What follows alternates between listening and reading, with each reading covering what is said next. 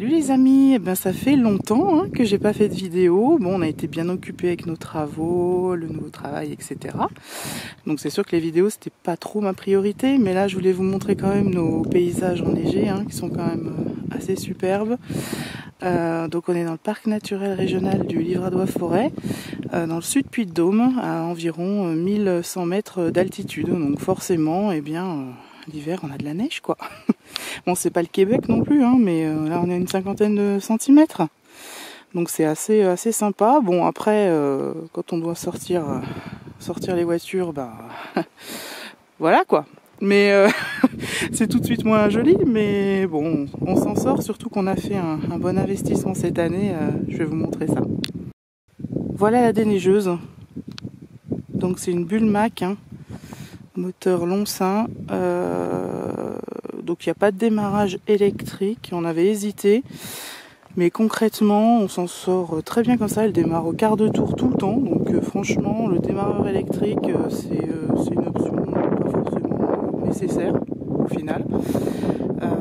Elle fonctionne très bien comme ça. Donc ce que je voulais surtout, parce qu'il y en a qui ont ça, l'éjecteur en plastique, et moi je voulais absolument en métal, parce que laisse tomber, sinon ça, dans le temps, voilà. Donc, au niveau de la référence, elle est là. Hop, BM61LW, et donc si c'était avec le démarreur électrique, ce serait BM61LWE. Donc voilà, elle a coûté, il faudrait que je vous redise, environ 700 €. Mais franchement, quand on habite en moyenne montagne, c'est un bon investissement et on regrette pas du tout, pour le coup. On l'a déjà utilisé plusieurs fois. Et là, comme il neige pas mal, là, tous les jours en ce moment, elle nous sauve un peu la vie, franchement. Donc voilà, avec les dents qui vont venir éjecter la neige par là. Et en fait, ça se manipule, droite-gauche, etc. Un jour, si vous voulez, je vous montrerai en action. Mais ça va hyper bien.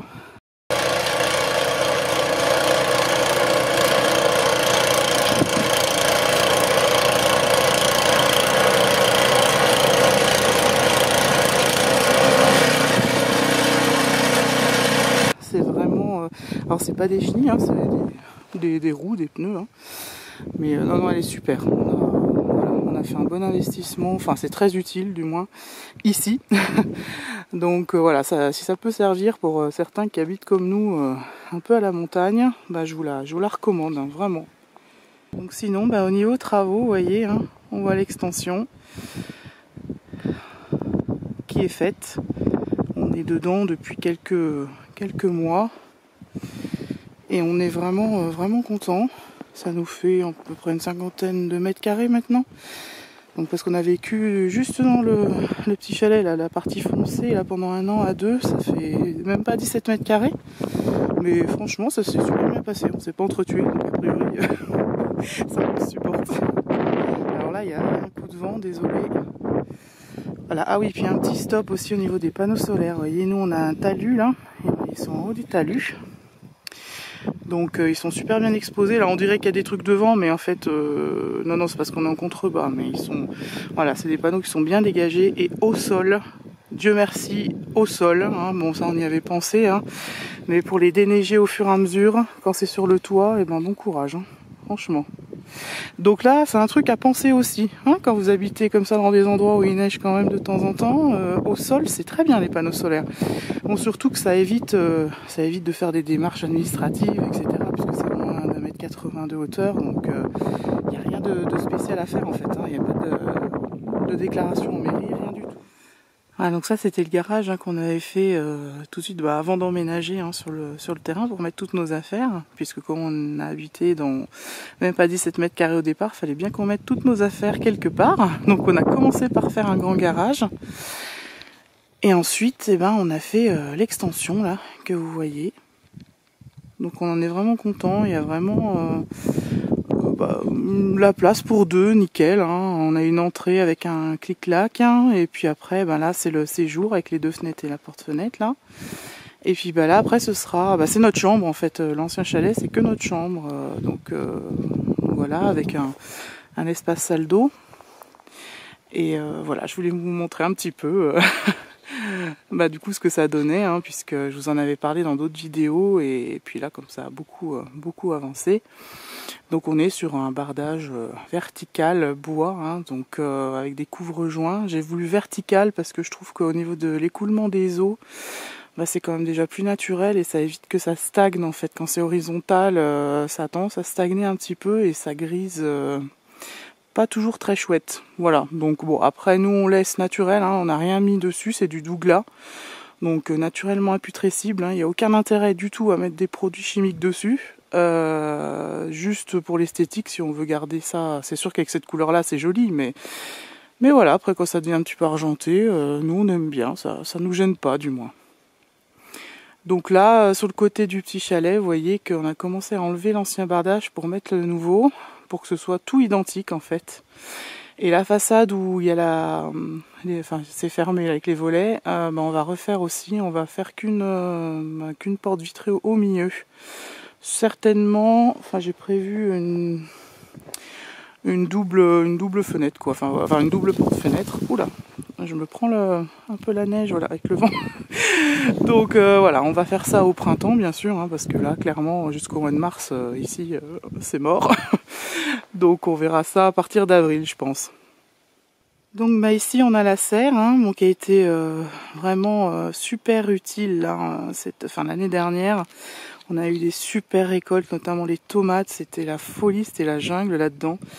Alors ça n'empêche pas le gel, voilà, quand on commence à arriver sur l'automne, qu'il y a eu les premières gelées, ça a gelé quoi, hein, ça n'empêche pas non plus complètement les gelées, mais en tout cas ça accélère la pousse quoi, du moins il fait plus chaud dedans, donc les tomates particulièrement ont beaucoup apprécié. Et puis nous aussi du coup, parce qu'on a mangé quand même pas mal de tomates, on a fait pas mal de sauces et tout, c'était assez génial. Et puis on a construit aussi une petite cabane que voici.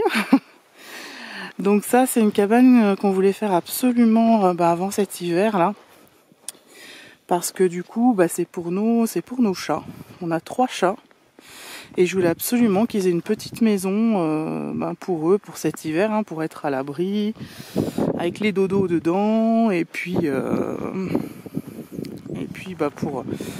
pour pouvoir mettre leur nourriture. On a mis aussi le foin des poules, la nourriture des poules. Donc voilà, c'est super pratique. Ah mon Fifi? Oui mon cœur.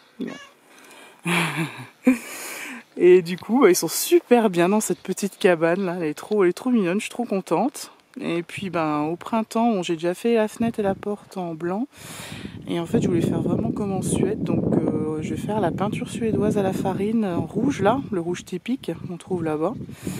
Et bon, elle est déjà jolie comme ça, hein, voilà, mais voilà, j'ai vraiment envie d'une touche suédoise, je rêve d'y aller là-bas, donc au moins j'en aurai un petit peu dans mon jardin. Donc voilà, avec une petite chatière, et puis ils sont bien, ça fait moins de 5 mètres carrés, ça fait tout juste en dessous de 5 mètres carrés, comme ça on n'a pas eu besoin de faire de déclaration. Nous quand on peut éviter, hein, comme tout le monde, hein, c'est toujours mieux. Mais voilà, ça fait un espace supplémentaire, et puis on mettra aussi un toilette sèche aussi au beau jour là, comme ça on en aura un sur côté extérieur quoi. Donc voilà notre petit home sweet home, hein. Donc on y est très bien, on est beaucoup à l'extérieur nous de toute façon, hein. Mais on y est vraiment bien, c'est très paisible, très calme, très nature. Et puis voilà, donc voilà, c'était vraiment pour vous présenter l'avancée du projet en fait, hein. On a fait beaucoup de plantations aussi. Bon là je vais pas aller dans la zone forêt fruitière parce que clairement je vais en avoir jusqu'aux genoux de la neige.